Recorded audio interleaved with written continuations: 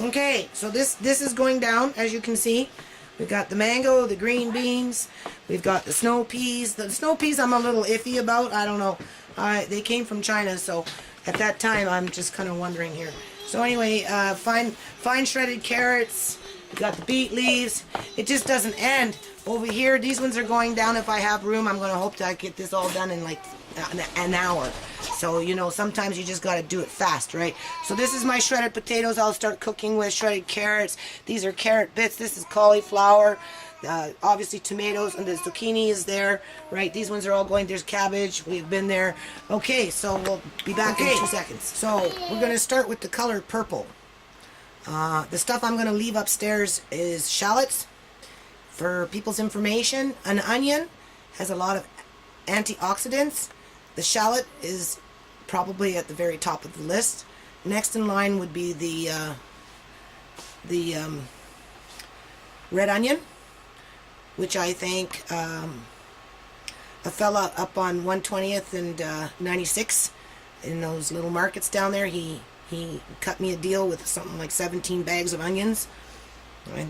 And some mangoes. The mangoes were no good, but the onions, I dehydrated 9 bags myself, and I gave away the rest.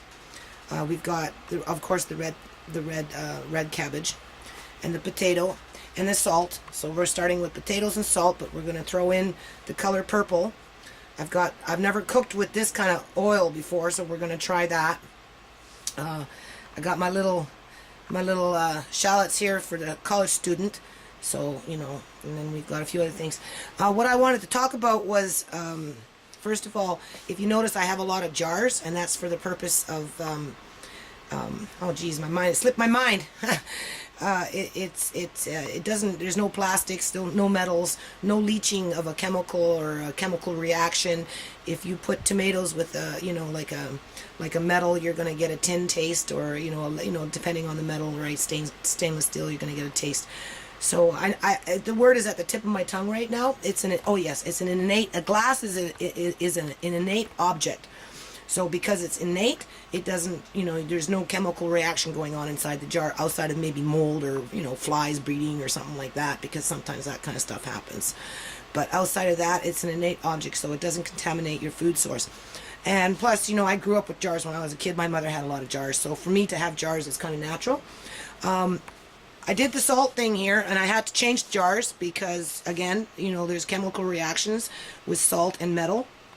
It started to rust on me, you know, and I don't know if you can see that, but when I opened the lid, it had already started on the lid. Not these ones there. You can see it started there.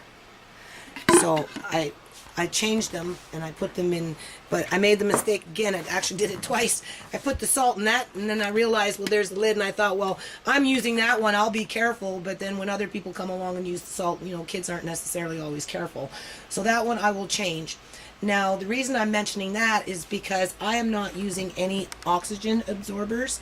So I looked up on the internet, and you know, there was a couple of videos that were making comments on using, you know, steel wool pads, and then putting it in like a napkin, and then mixing salt in it and folding it in and stuffing it into your food source.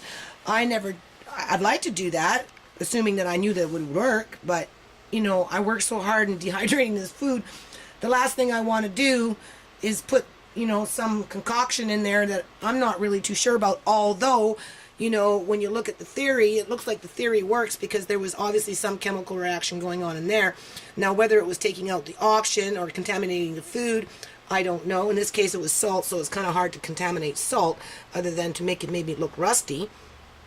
So I didn't use, bottom line, you know, I didn't use any oxygen absorbers in any of the foods that I'm storing upstairs. Well, these ones are all going downstairs, but as I, you know, cook with them, there's nothing in there. And even for the ones that are long-term storage, the best that I did was put saran wrap, tin foil, elastic bags to keep the mouse in the house out, which, by the way, has been back because, you know, there's been a few other things that have been pinched, like my beets, you know, again, you know, going for the beets.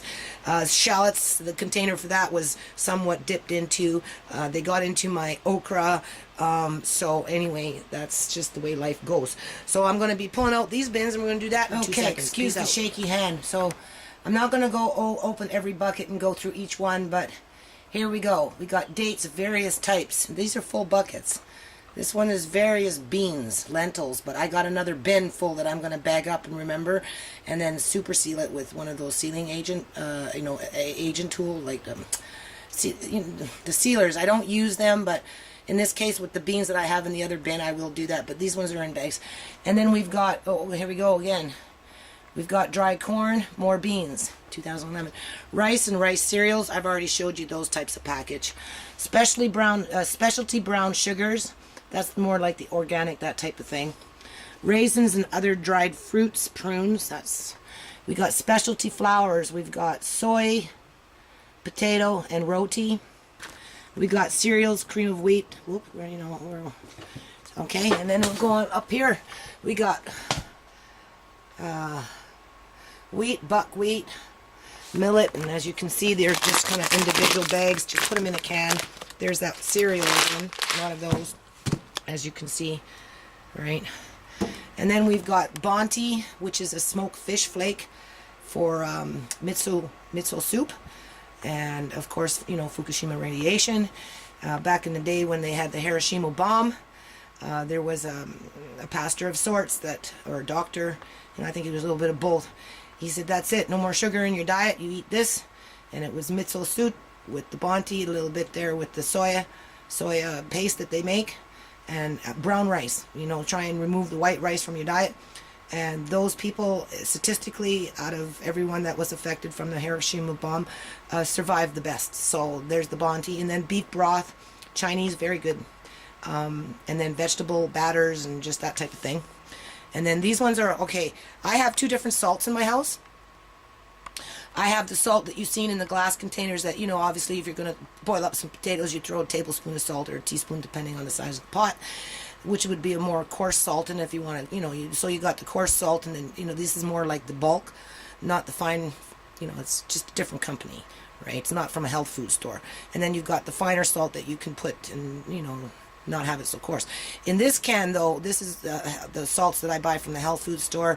Then we've got the Sea Rock salts. We've got the organic baking powder and other baking goods like soda. You don't want the Arm & Hammer baking soda that goes into the fridge per se, as you would want one with no aluminum in it, which you can only, as far as I know, buy them in a health food store. So they're all going down today because they're all full. This is the oils. This is specialty oils.